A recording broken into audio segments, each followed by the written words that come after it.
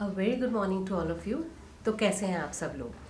I hope सब लोग बिल्कुल ठीक ठाक होंगे और अपने पेरेंट्स और अपने घर में छोटे छोटे बच्चों की पूरी तरह से देखभाल कर रहे होंगे। तो आज का मैं ये वीडियो इसलिए लेने आई हूँ कि आजकल कोरोना एक इतना कॉमन बीमारी हो गई है कि हर दूसरे इंसान को पॉजिटिव ये निकल रहा है। तो अगर आपकी फैमिली में आपके बच्चे या आपके बड़े या आप स्वयं खुद इस बीमारी से अगर आप ग्रसित हो गए हैं तो चिंता की कोई बात नहीं, क्योंकि आजकल तो गवर्नमेंट ही एक किट प्रोवाइड कर रही है। दून से, जैसे मैं देहरादून में रहती हूँ तो देहरादून से जो यहाँ पे गवर्नमेंट है एक किट देती है 5 to 7 डेज़ की, जिसमें कि पूरी मेडिसिन लिखी होती हैं कि कौन सी दवाई कितने दिन लेनी है और कितनी दिन में कितनी बार लेनी है।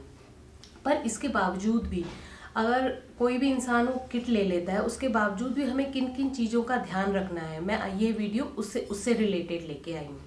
तो सबसे पहले तो आपका जैसे ही आपको सिम्टम स्टार्ट होते हैं, किसी को कॉफ हो रहा है, कोल्ड हो रहा है, फीवर हो रहा है, छोटे बच्चों में स्पेशली लूज मोशन हो जाता है, पेन एब्डोमेन हो जाता है, रैशेज हो जाते हैं, बॉडी पे दाने दाने निकल आएंगे, ये सारे सिम्टम्स होते हैं। तो पेरेंट्स अपने बच्चों को हमारे पास लेके आते हैं और उस टाइम वो क्या होते हैं, एक मोड ऑफ डिनाइल में होते हैं। वो ये चीज़ एक्सेप्ट करने को तैयार नहीं होते हैं कि हमारे बच्चे को कोरोना हो सकता है या हमें कोरोना हो सकता है। वो ये एक्सप्लेनेशन देते हैं, डॉक्टर साहब हमारे बच्चे को बुखार और खांसी हो गई। एक्चुअली उन्होंने 2 दिन पहले ना वो खा लिया था, दही खा लिया था। एक्चुअली मुझे बुखार आ रहा है, एक्चुअली मैं उस दिन ना ठंडे पानी से नहा ली थी। तो इस टाइप से वो मोड ऑफ डिनाइल में होते हैं। तो इनिशियली वो एक चीज़ एक्सेप्ट करने को तैयार नहीं होते कि उन्हें कोरोना हो सकता है। तो जब हमने टेस्ट करवाया उनका, जब तक हमने उनको मेडिसिन दी, टेस्ट करवाया, उसकी रिपोर्ट आई, तो अगर वो पेशेंट्स इनिशियली आ गए हैं तो भी 2-3 दिन लग जाते हैं। पर अगर वो इनिशियली नहीं आए 2-3 दिन, तो वो हर इंसान प्राइवेट मेडिकल स्टोर से जाके दवाई ले लेता है, बुखार की दवाई, खांसी की दवाई, और उससे भी जब कोई रिस्पॉन्स नहीं आता 2-3 दिन बाद, तब वो डॉक्टर के पास आ रहा है। आजकल डॉक्टर के पास आया, हमारे पास आया, हमें आजकल की स्थिति को मद्देनजर रखते हुए तो हम सबसे पहले उसका कोरोना टेस्ट करवाएंगे। कोरोना में भी आजकल RT-PCR तो काफ़ी नेगेटिव आ रहे हैं, तो इसलिए, और उसका रिजल्ट में भी टाइम लग जाता है, इसलिए हम इमीडिएटली रैपिड एंटीजन करवा लेते हैं। तो रैपिड एंटीजन में अगर आप पॉजिटिव आ गए हैं तो क्या करेंगे आप? तो कोई चिंता की बात नहीं है, ये चीज़ गवर्नमेंट को ऐप से रिलेटेड है, गवर्नमेंट को पता चल जाता है ऑलरेडी, वो एक किट प्रोवाइड कर देती है आपको। अगर वो किट नहीं भी प्रोवाइड करे तो भी आप जिस डॉक्टर के पास जाएंगे उन्होंने आपको एक प्रिस्क्रिप्शन लिखी होगी, आपने उसके अकॉर्डिंग दवाइयाँ लेनी है। प्लस आपको आइसोलेट करना है अपने आप को। अगर आपके घर में छोटे बच्चे हैं तो छोटे बच्चे को तो आप कैसे आइसोलेट कर पाएंगे? उस केस में अगर आपके साथ आपके पेरेंट्स रहते हैं, दैट इज़ अगर छोटे बच्चे के ग्रैंड पेरेंट्स रह रहे हैं, तो हमें उनको आइसोलेट करने की ज़रूरत होती है, क्योंकि वो ज़्यादा अफेक्ट हो सकते हैं इस चीज़ से। दूसरी चीज़, मास्क आप हमेशा पहन के रखें, खुद भी पहने, अगर आपका बच्चा 2 साल से बड़ा है तो उसको भी पहनाएं, घर में ग्रैंड पेरेंट्स हैं तो उनको भी पहनाएंगे। फ्रीक्वेंट हैंड वॉशिंग करेंगे।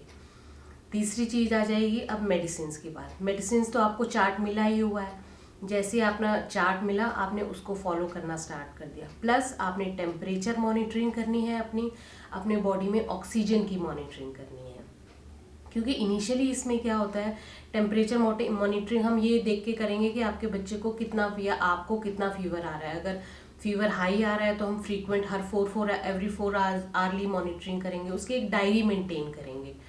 हमने ऑक्सीजन सेचुरेशन मेंटेन किया, हमने टेम्परेचर मेंटेन किया, हमने पल्स मेंटेन की, इन 3 का रिकॉर्ड हम एक डायरी में मेंटेन करेंगे। ठीक है, इन तीनों को हम रिकॉर्ड करते रहेंगे ताकि हमारे लिए ये चीज़ हेल्पफुल हो। साथ में हमने मेडिसिन कंटिन्यू रखनी है।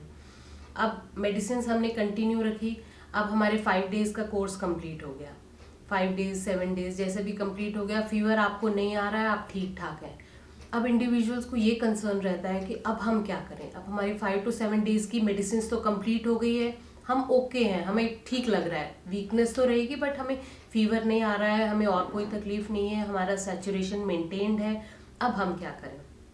इस सिचुएशन में आपने क्या करना है, पहली चीज़ आपने 14 days of isolation excuse me 14 days of isolation maintain रखना है। दैट इज, उसमें से 14 डेज हम कब से स्टार्ट करेंगे?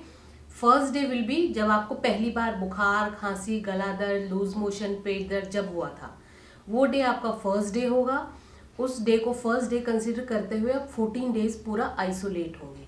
इसमें आप ऐसा नहीं करेंगे कि जिस दिन हमारा RT-PCR टेस्ट पॉजिटिव आया या जिस दिन हम डॉक्टर के पास गए वो फर्स्ट डे होगा, क्योंकि अब कई बार मैंने जैसे कि पहले बताया, हम पहले बाहर से दवाइयाँ लेते रहते हैं, उसके बाद हम 3-4 दिन तक जब उनसे रिस्पॉन्स नहीं आता तब हम हॉस्पिटल में जा रहे हैं।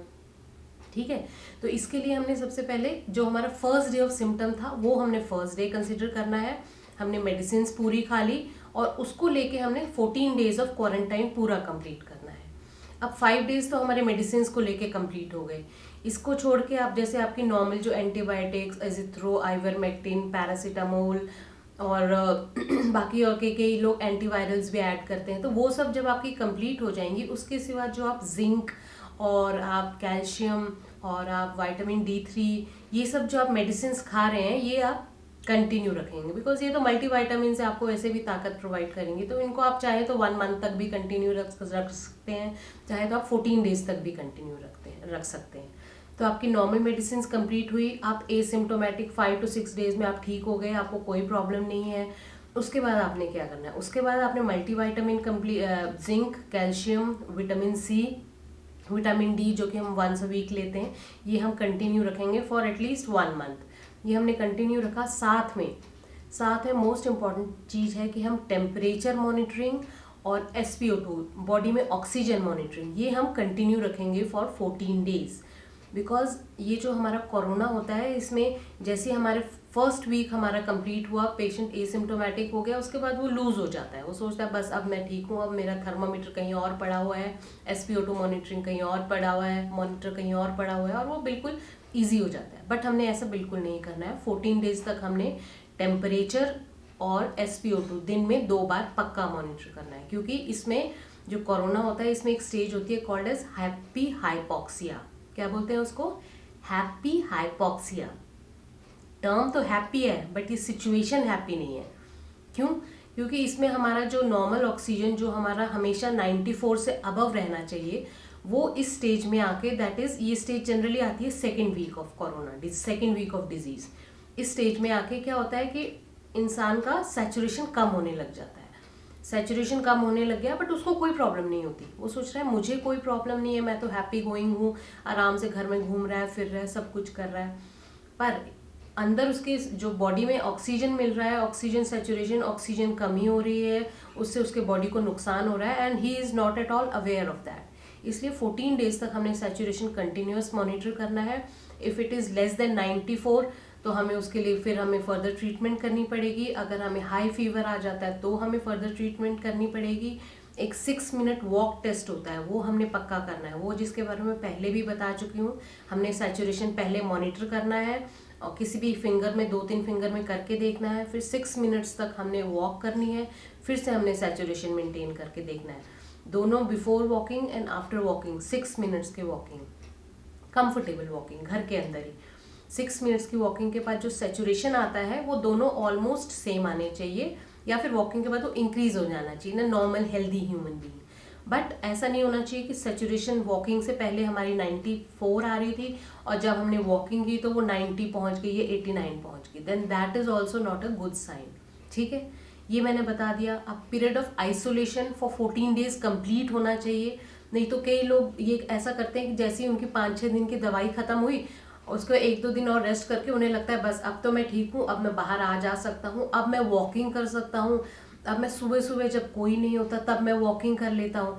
पर आपको ये चीज़ ध्यान रखनी है, जब अब आप अर्ली मॉर्निंग वॉकिंग कर रहे हैं या इवनिंग में वॉकिंग कर रहे हैं, जिस टाइम बाहर आपके कोई नहीं है, आप एक राउंड अपने सोसाइटी में काटा या आपने एक राउंड अपने गार्डन में लिया और वो जैसे ही लेके आप घर गए, हो सकता है आफ्टर 5 मिनट्स वहाँ पे कोई और बच्चा खेलने आ जाए या कोई और वॉकिंग करने आ जाए, तो आपके जो वायरस वो इसमें एनवायरनमेंट में वो हुए हैं, पूरे डिस्ट्रीब्यूट हुए हैं, वो उस इंसान को लग जाएंगे। इसलिए प्लीज़ 14 डेज तक कंप्लीट आइसोलेशन रखेंगे और after 14 days of your symptoms, that is first day जो आपका सिम्टम था तब से लेके 14 डेज तक, और जैसे ही वो कंप्लीट हो जाता है there is no need of repeating your test कि आपको रैपिड एंटीजन या आपको RT-PCR टेस्ट रिपीट करना है, तो ये करवाने की बिल्कुल भी ज़रूरत नहीं है। बट 14 डेज ऑफ आइसोलेशन रखेंगे। After completion of your medicine आपने पूरा जो ऑक्सीजन और टेम्परेचर मॉनिटरिंग ये कंटिन्यू रखना है, और अपना और अपने छोटे बच्चों का अगर वो बाई चांस पॉजिटिव हो गए, उनको ग्रैंड पेरेंट्स से आइसोलेट करना है, ठीक है। इन दैट केस आप ग्रैंड पेरेंट्स को आइसोलेट कर देंगे, बिकॉज आप बच्चों को आइसोलेट नहीं कर सकते। तो ये था, मैं ये वीडियो मैंने स्पेशली इसलिए बनाया था बिकॉज मेरे पास बहुत सारी क्वेरी आती हैं कि मैम हमारी मेडिसिन कंप्लीट हो गई, अब हम क्या करें, कितने दिन के लिए आइसोलेट रहें, हम टेस्ट करवाएं कि नहीं करवाएं। तो ये वीडियो है उन सब डाउट्स को क्लियर करने के लिए। अब मैं बहुत जल्दी आऊँगी एक और वेरी इंफॉर्मेटिव वीडियो लेके। तब तक good bye, stay safe and take care.